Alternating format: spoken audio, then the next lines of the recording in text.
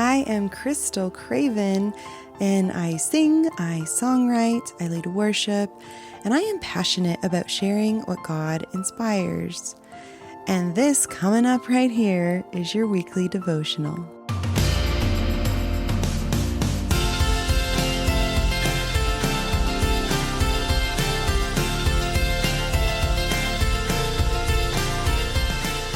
Right. Well, if you recall from last week, we read about how Jesus kind of got passed around by Pilate and Herod, and he just made his rounds. And all of the people that he saw and that interacted with him were not interested in justice.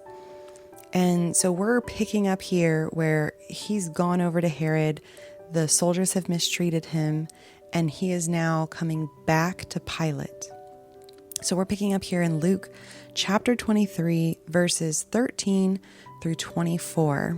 And it says, Pilate then called together the chief priests and the rulers and the people and said to them, You brought me this man as one who is misleading the people. And after examining him before you, behold, I did not find this man guilty of any of your charges against him. Neither did Herod, for he sent him back to us. Look, nothing deserving death has been done by him. I will therefore punish and release him. But they all cried out together, Away with this man, and release to us Barabbas, a man who had been thrown in prison for an insurrection started in the city and for murder. Pilate addressed them once more, desiring to release Jesus, but they kept shouting, Crucify, crucify him. A third time he said to them, Why? What evil has he done? I have found in him no guilt deserving death. I will therefore punish and release him. But they were urgent, demanding with loud cries that he should be crucified, and their voices prevailed. So Pilate decided that their demand should be granted.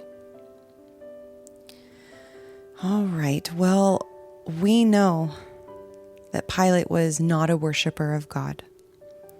Yet, when Jesus became this issue that he could no longer avoid by sending him around somewhere else, Pilate had to look directly into the face of truth. And what he saw again and again was innocence. And he even repeated 3 times, I find no guilt in this man. And logic, evidence, and even his own conscience pointed to that one conclusion. Jesus had done nothing worthy of death. But still, the crowd would not relent. And those cries to crucify Jesus just echoed through the air.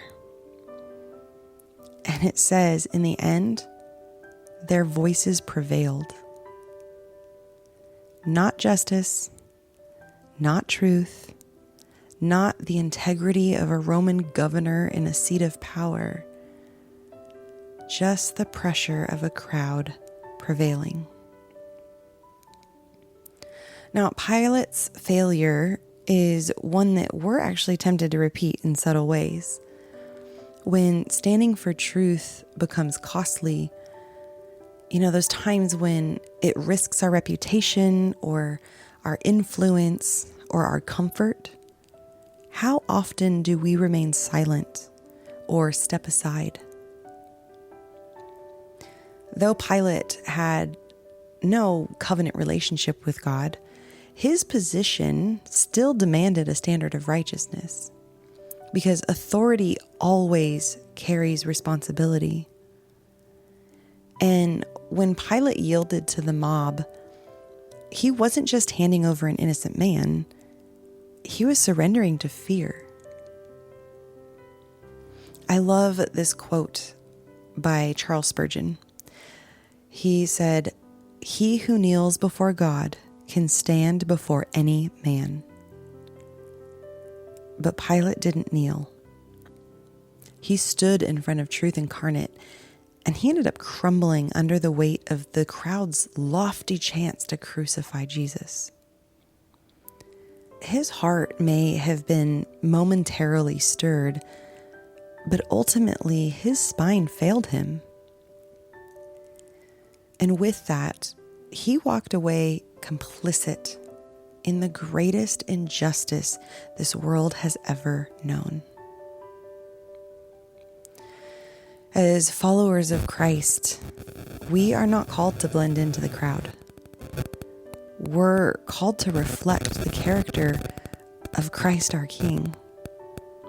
And Jesus stood silent in the face of false accusation, not because he lacked strength, but because he knew that silence fulfilled the Father's will. And he bore injustice to make us just. But now that we're made right with God, we must be willing to stand for what is right, even when it costs us something. Now, you may never face a literal crowd crying out against you, but you will face moments when the easy path is to ignore justice or to overlook a lie or to choose silence when truth is begging to be spoken.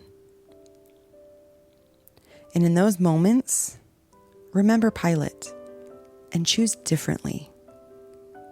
Because we all get a choice, and we should choose what's right. Now, if you've ever been in Pilate's shoes before, where your spine has failed you, take heart, because there is grace. And let that grace move you to a new resolve to choose to stand for what's right and for truth. And let us be a people of courage, grounded in prayer and fearless in the face of pressure, because we kneel before the throne of God.